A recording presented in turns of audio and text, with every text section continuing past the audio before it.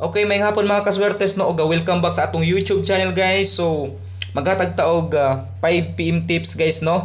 So, today is April 14, 2024 no. So, second draw karong kuan guys no 5 PM. So, 2 PM result is 412 no. So, niris back jud siya guys atong niaging adlaw no. 421 siya. 9 PM siya nagawas guys no.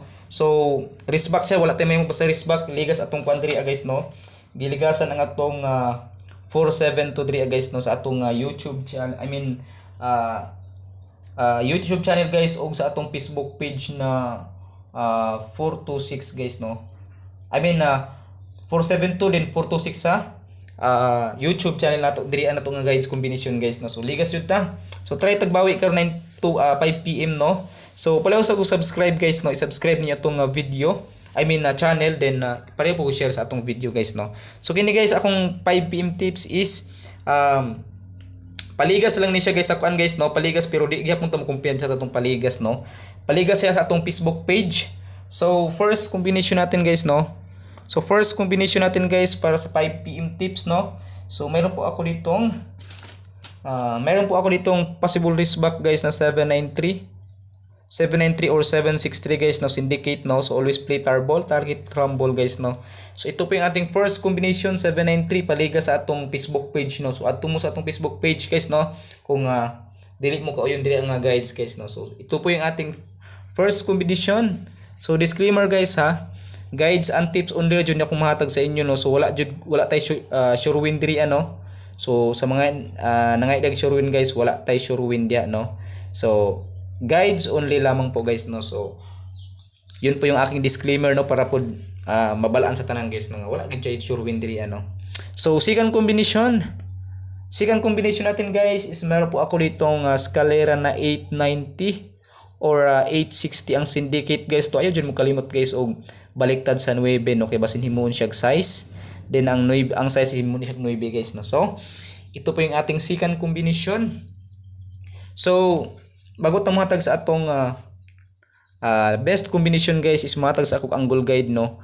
Agyapon mo kalimot sa atong old draw guide guys no kay mao jud atong pangmalakasan nga guides no. So karon mo update lang ko no kay basin mo on the spot ni karon ni atong guides guys no. So atong angle guide is mag-base lang gihapon ta sa previous result 6 9 8 5 8 at saka 7 guys no. So diri example no. So matag og example guys no. Ito example is pwede mo diri mo 587. Kini guys medyo dagandagan jud akong example no pero wala akong nag-ingon sa inyo nga tayo inyo atong example ha. Dito jud mo kuha sa atong best combination guys no. I-pick up jud niya atong best combination kay mao jud to akong pamalakasan no. Kini is niatag lang og example sa angle guide no. So pwede mo 587 no. 587 og 517 178. Example lang ni siya guys no 178 172 no 172 no 172 then 728 728 no 728 then 182 no 182 then 961 961 then 189 guys no. So kini example lang ni siya guys no. Wala ko nag-ingon sa inyo na kung ano niyo guys no tayain niyo siguro yung taya no. So example lang ni siya guys, wala ko na yun sa inyo nga tayain niyo no. So atong ang siguruhan lang jud ninyo atong best combination guys no. So kung mohatag tag number diri guys nga gamay ra pug chance nga modaog ta guys no. Example mohatag ta og 3 combination lang no.